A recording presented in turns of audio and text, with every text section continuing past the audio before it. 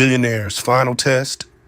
The afternoon sun beat down on the cracked asphalt of the East Point lot, making the air shimmer above the blacktop. 7 cars, each the color of polished obsidian and silent as a hell breath, slid to a stop along the curb. They were ghosts of wealth in a place that had forgotten its dreams. A Rolls-Royce Phantom led the procession, followed by a cohort of Maybachs and Bentleys, their chrome grills winking in the hazy Atlanta light. The neighborhood held its breath. Men on street corners stopped their conversations. Women paused with laundry baskets on their hips. From the window of a small, tired-looking food truck painted with the words Fatou's Kitchen, a young woman looked out, her brow furrowed with confusion. The back door of the Phantom opened. A man in a crisp, dark suit, his face impassive, stepped out and opened the door for his passenger. First, a shoe emerged, a handmade leather babouche, intricately stitched with gold thread.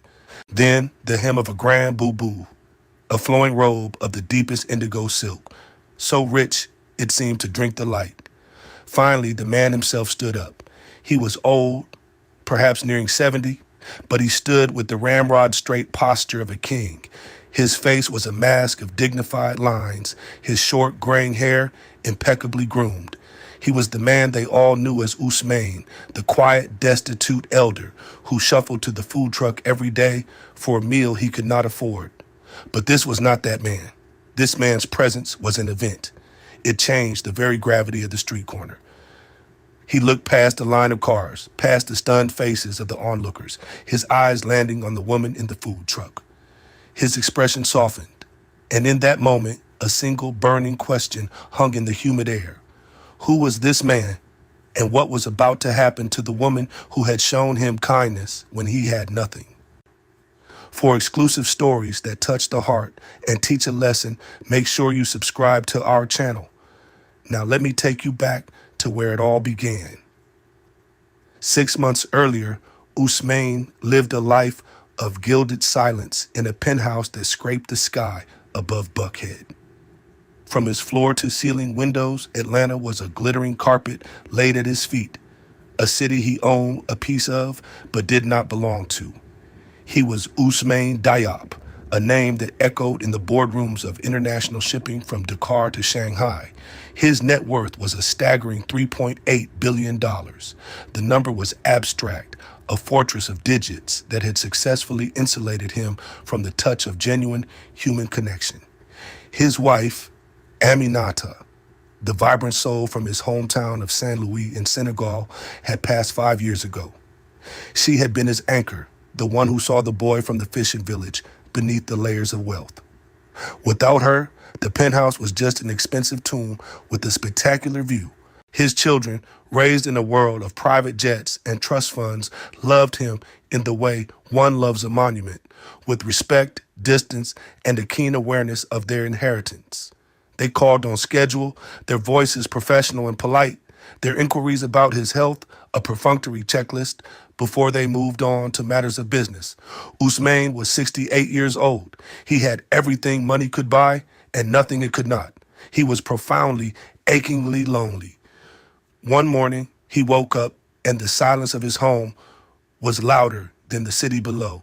He remembered a proverb his mother used to whisper to him as she stirred a pot over a fire in their sandy courtyard in Saint Louis. The pot that feeds strangers, she would say, her voice rich with the wisdom of generations, never goes empty. He had built an empire, a pot overflowing with gold, but his soul was starving. That day, he made a decision. He would conduct a test, not a test of others, but a test of the world, to see if the values his mother had taught him still existed. He would strip himself of his identity, of his wealth, and become a stranger. He would become invisible and see who, if anyone, would see him. He packed a small, worn bag. He left his Rolex, his Patek Philippe, and his Audemars Piguet in a velvet-lined drawer. He ignored the closets filled with bespoke suits and Italian shoes. Instead, he chose the clothes of a man forgotten by fortune, a faded grain caftan, threadbare at the cuffs, a pair of scuffed leather sandals, the soles worn thin, a simple kufi cap, He practiced in the mirror, letting his shoulders stoop, letting the weariness he felt on the inside settle onto his features. He erased the billionaire and became a ghost. He took a simple taxi, not one of his chauffeured cars, to a small furnished apartment he had his assistant rent under an assumed name in a modest neighborhood. He told his family and staff he was taking a long, secluded retreat for his health. They accepted it without question. No one came to check. For the first few weeks, he simply walked. He walked the streets of College Park, East Point, and Decatur. He saw the bustling life, the everyday struggles and triumphs that his penthouse had hidden from him. He saw people who hurried past him, their eyes sliding over his stooped form without registering his existence. He was just another old man, another piece of the city's furniture. The invisibility he had craved was now his reality, and it was colder than he had imagined. Then one afternoon, a smell stopped him in his tracks.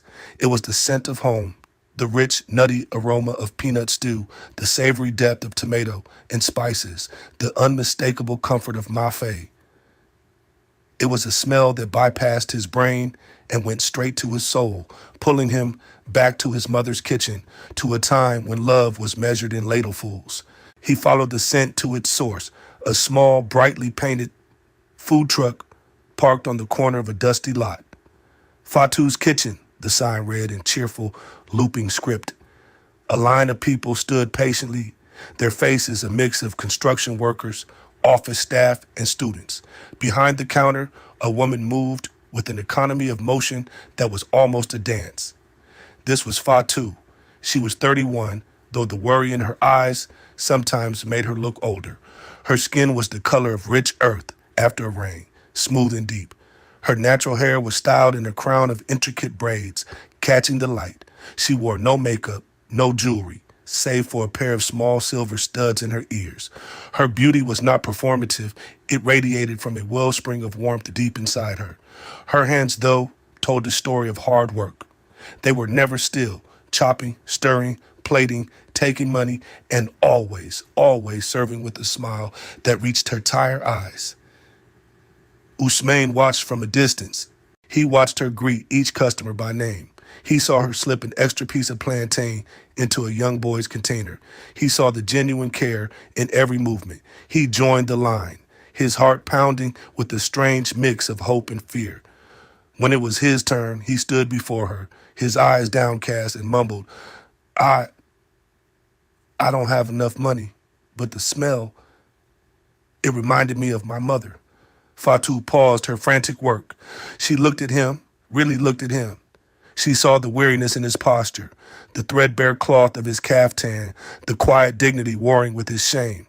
Her expression softened. The professional smile was replaced by one of genuine compassion.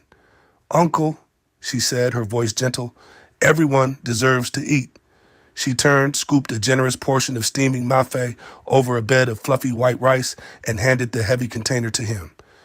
He reached into his pocket for the few crumpled dollars he carried. She gently pushed his hand away. No, Uncle, not today. Just enjoy. Ousmane took the bowl, his hands trembling slightly. He found a nearby bench and ate. The mafé was perfect. It tasted of home, of memory, of kindness. As he ate, he watched her. He saw the stack of envelopes on her small counter, envelopes with red lettering and urgent-looking stamps. He saw the way she would sometimes pause and rub her temples when she thought no one was looking. He saw the weight she carried. And yet she had fed him, a stranger, without a moment's hesitation. That was the first day. Ousmane returned the next day, and the next, and the next. Every day he would offer his few dollars, and every day Fatou would gently refuse, always calling him uncle, always giving him a warm smile and a full plate. He became a fixture, the quiet old man who sat on the bench, watching the world go by from the orbit of Fatou's kitchen. He learned her rhythms, the morning rush, the lunchtime peak, the quiet lull in the mid-afternoon, and he learned about Victor. Victor arrived like a storm cloud in a flashy, leased BMW that he always parked too close to the truck, its base vibrating through the ground. He was the landlord of the small patch of asphalt where Fatou operated. He was a man whose self-worth was stitched into the labels of his designer clothes and the weight of the gold chains around his neck. His hands were soft, his face set in a permanent sneer of dissatisfaction.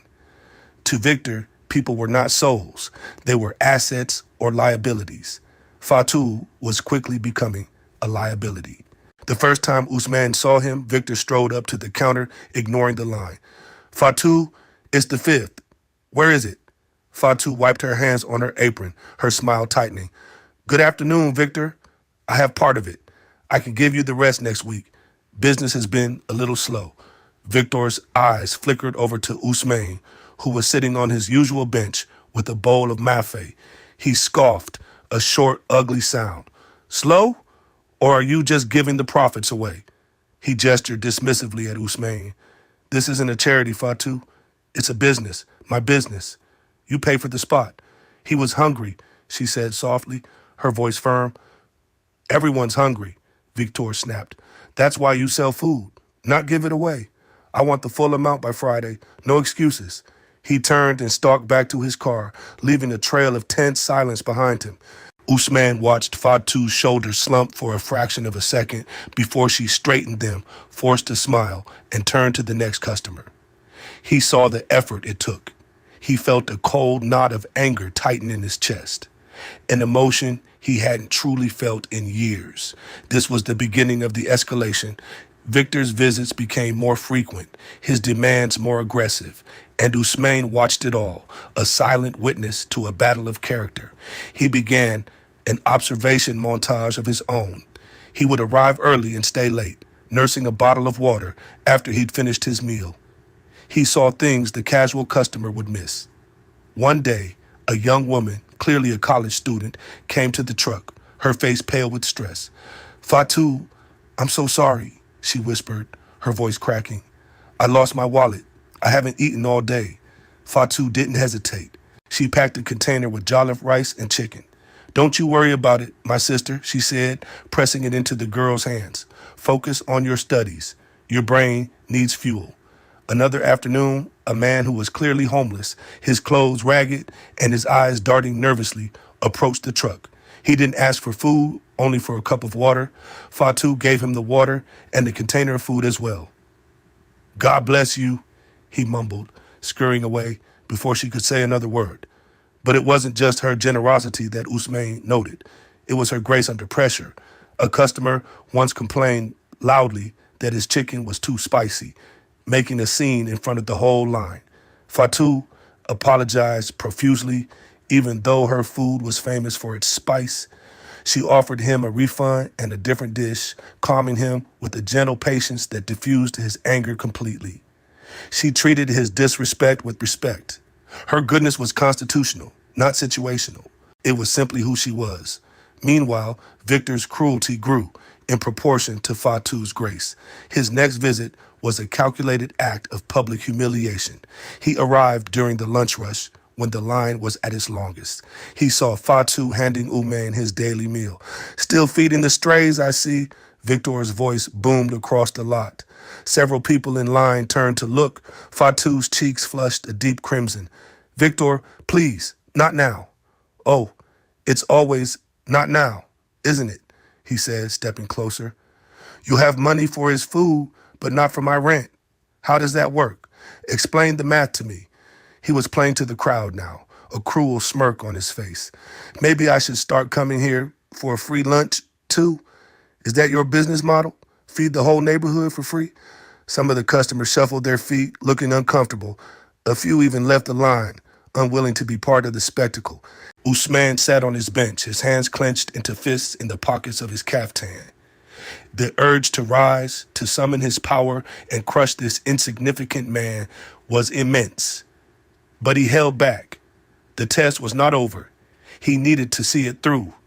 He needed to see the depth of Fatou's character and the depth of Victor's malice. Fatou stood her ground, her voice trembling but steady. He is my elder. I will not see him go hungry. The rent will be paid, Victor. I promise. Promises don't pay my mortgage, Victor sneered before finally storming off. The damage was done. In the following days, Usman noticed a change. The lunch line was shorter.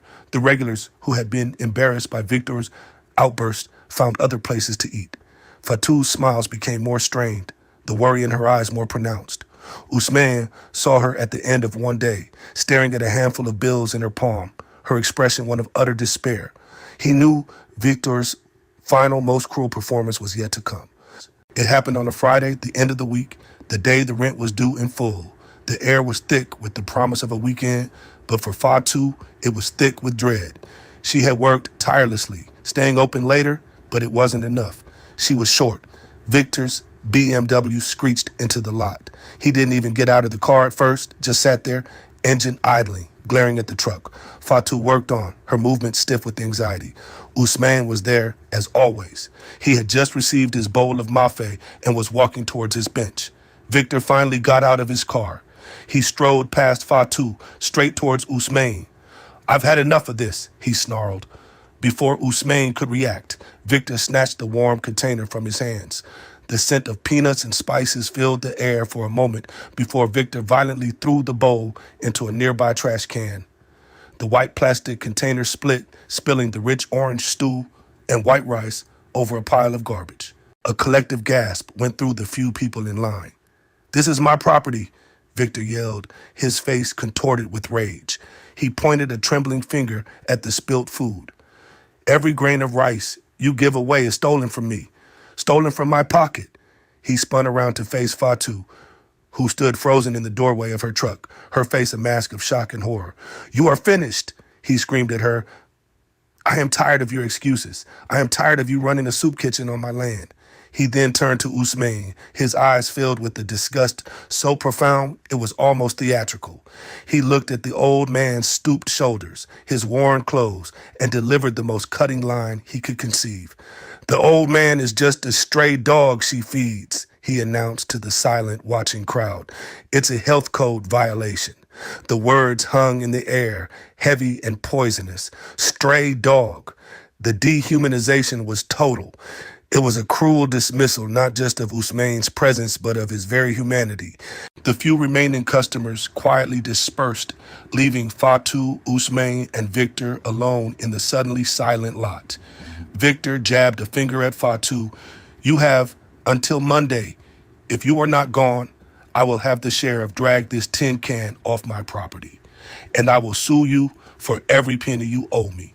He got back in his car, revved the engine as a final act of dominance, and sped away, leaving behind the smell of burnt rubber and shattered dignity. Silence. A profound, echoing silence. Fatou didn't move. She just stared at the trash can where the food lay wasted. A single tear traced a path through the light dusting of flour on her cheek. Usman stood, his heart a cold, heavy stone in his chest. He had witnessed the absolute bottom. This was the moment of truth. He slowly walked back to his bench and sat down, his body feeling every one of its 68 years. He waited. He didn't know what he was waiting for, but he knew he could not leave. The sun began to set, painting the Atlanta sky in hues of orange and purple. The beauty of it felt like a mockery. Fatou finally moved. She slowly, mechanically began to clean her truck, her movements robotic. She packed everything away, her face void of all expression. When she was done, she locked the truck door, the click of the lock sounding unnaturally loud in the twilight. She had a small single container left in her hands. Her own dinner. She sat on the steps of her truck, her shoulders finally succumbing to the weight of the day, of the months of struggle. She looked at the container in her lap. It was the last portion of mafe. She hadn't eaten all day. She was exhausted, humiliated, and on the verge of losing everything she had worked for. Then she looked up and saw Usman, still sitting on the bench across the lot, a silhouette of defeat against a dying light. The narrator's voice becomes hushed, intimate. We are entering a sacred space. What happened next was the fulcrum on which the entire world would pivot. Fatou looked at her last meal. She looked at the old man who had been the catalyst for her public shaming. A lesser person would have felt resentment. A lesser person would have felt anger. A lesser person would have turned away, eaten their food, and saved their energy for their own survival. But Fatou was not a lesser person. She thought of her own grandmother in Conakry, who always said that a hand that gives is a hand that is blessed. She saw in Umain not the cause of her ruin, but another human being who was hurting. His dignity had been assaulted even more than hers. Slowly, she stood up. The script calls for this moment to be rendered in extreme slow motion, every micro action described. Her feet felt heavy as she crossed the cracked asphalt. Each step was a decision. The cool evening air brushed against her face.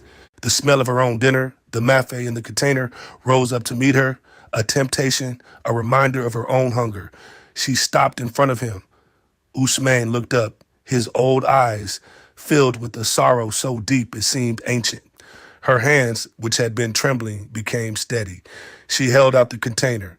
The steam from the warm food rose between them, a fragile offering in the dusk. Uncle, she said, her voice barely a whisper, yet it carried across the empty lot with the force of a tectonic plate shifting. You must eat. He stared at the bowl, then at her face, uncomprehending. But this is yours, he rasped. It is your last one. She gave him a small, sad smile. It was the most beautiful smile Usman had ever seen. A full belly helps the heart to rest, she said simply. This was it. The kind invitation, the specific, unique words that would become a sacred callback. It wasn't a grand gesture. It was a plate of food. It was everything. It was the entire moral universe distilled into a single sacrificial act. Usman reached out, his hand shaking, and took the container. The plastic was warm against his cold fingers. He looked down at the rich peanut-colored stew, the tender chunks of lamb, the perfectly cooked rice. It was a meal fit for a king, offered by a woman who had just lost her kingdom. And the billionaire broke. It wasn't a loud, theatrical breakdown. It was silent. A tear escaped his left eye, then his right. They traced the deep lines on his face, falling unheeded onto the lap of his threadbare caftan. The fortress he had built around his heart for decades, the one made of stock portfolios and shipping lanes and empty mansions, crumbled into dust. He wept for his loneliness, for his lost wife, for the children who knew his bank balance, but not his heart. But most of all, he wept for the sheer, uncalculated goodness of the woman standing before him. He had set out to find a flicker of light in the darkness, and he had found a supernova.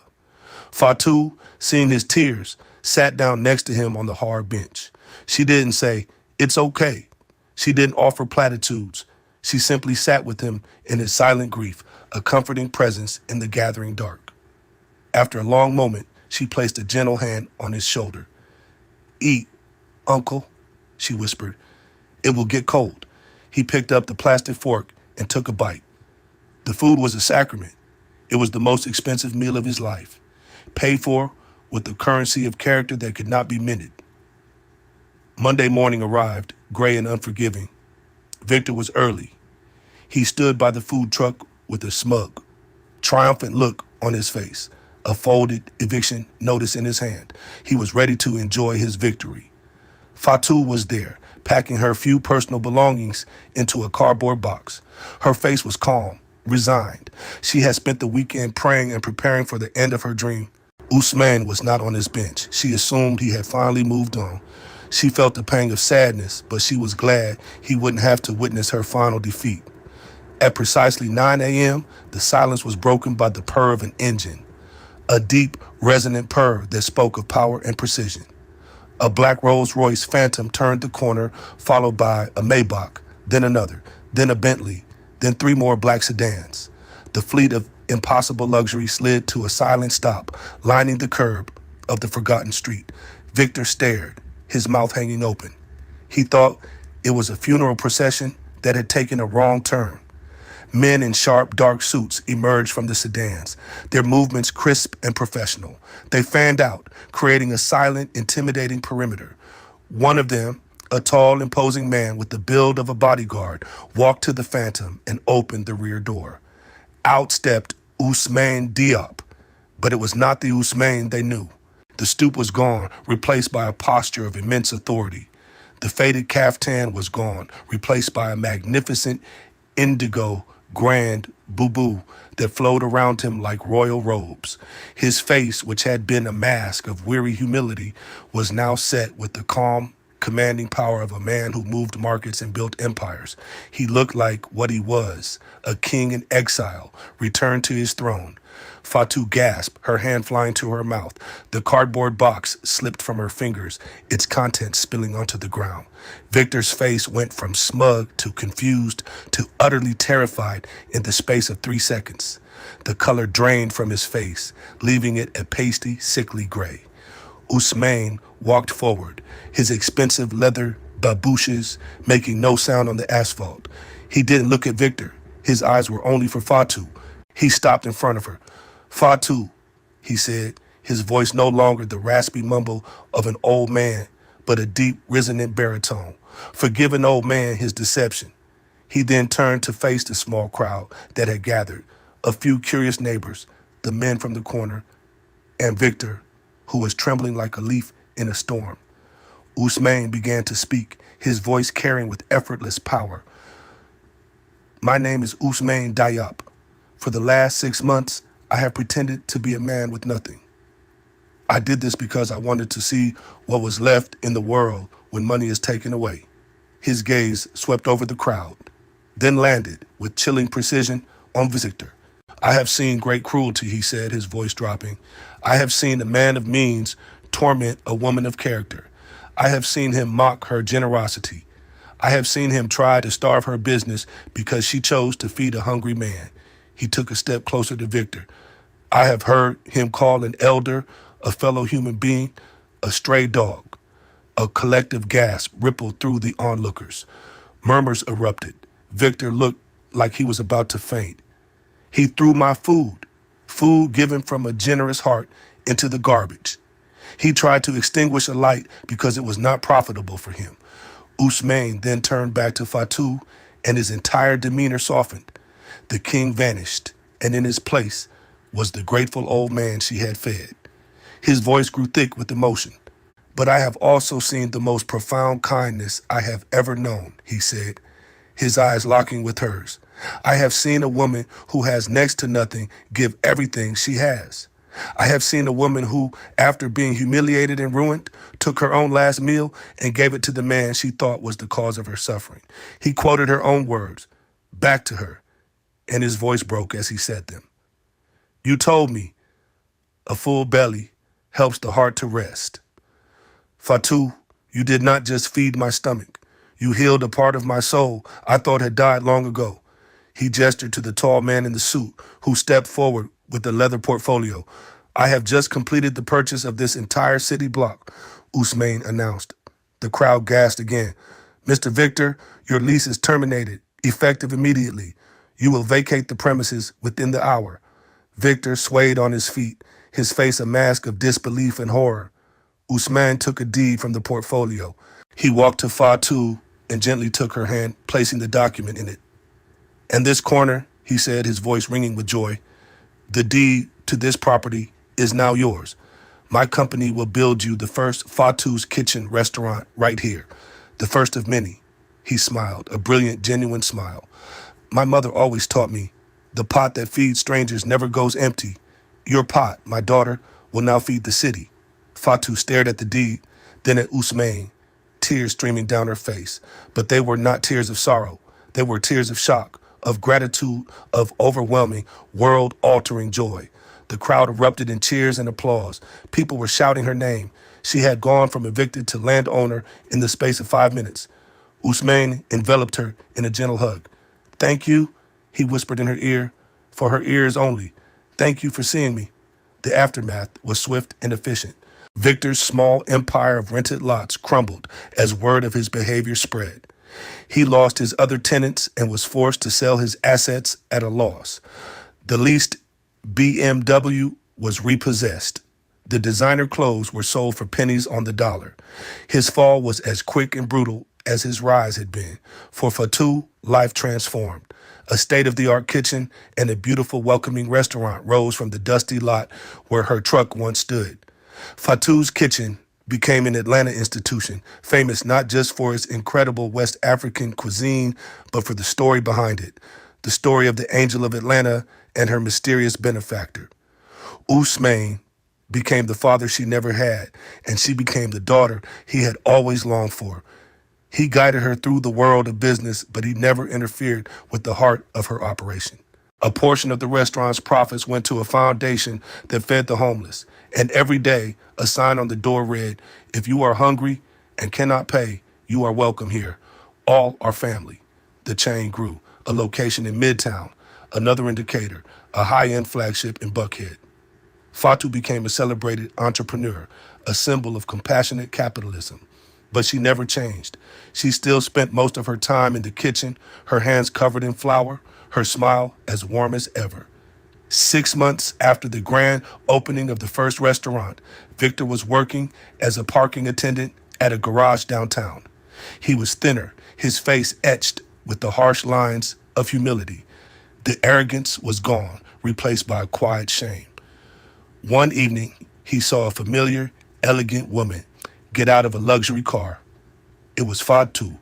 She was on her way to a charity gala. She looked radiant, successful, happy. He ducked his head, trying to hide in the shadows of the booth, praying she wouldn't see him. But she did. She paused, then changed her direction, walking straight towards him. Victor braced himself for scorn, for a triumphant reminder of his downfall. He deserved it. She stopped in front of his booth. He couldn't meet her eyes. "Victor," she said softly. He flinched, waiting for the blow. Instead, he heard the soft rustle of a bag. She placed a warm, heavy takeout container on the counter in front of him. He looked up, confused. Through the clear lid, he could see it. Mafi, rich, fragrant, steaming mafe over a bed of white rice, his eyes filled with tears. "Why?" he croaked, his voice thick with unshed sobs. Fatou looked at him, and there was no malice in her eyes, only the same compassion she had shown the old man on the bench. She spoke the sacred words, the callback that closed the circle of pain and grace. "Uncle," she said gently, "you must eat. A full belly helps the heart to rest." And with that, Victor broke. He buried his face in his hands and sobbed, great heaving gulps of regret and shame. He cried for the man he had been, for the cruelty he had shown. Fatou simply waited. When his sobs subsided, he looked up and whispered the only words that mattered. "I'm sorry. I know," she said. "I forgive you." She turned and walked towards the gala, leaving him with the meal and the grace that came with it.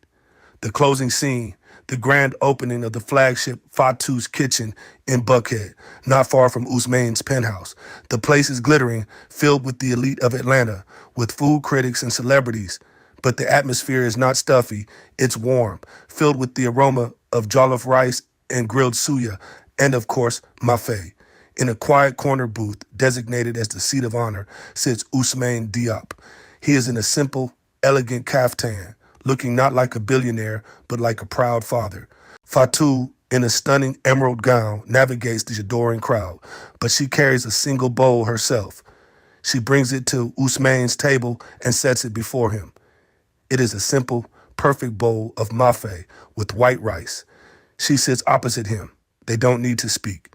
Their eyes meet, and in that shared look is a universe of understanding, of respect, of love.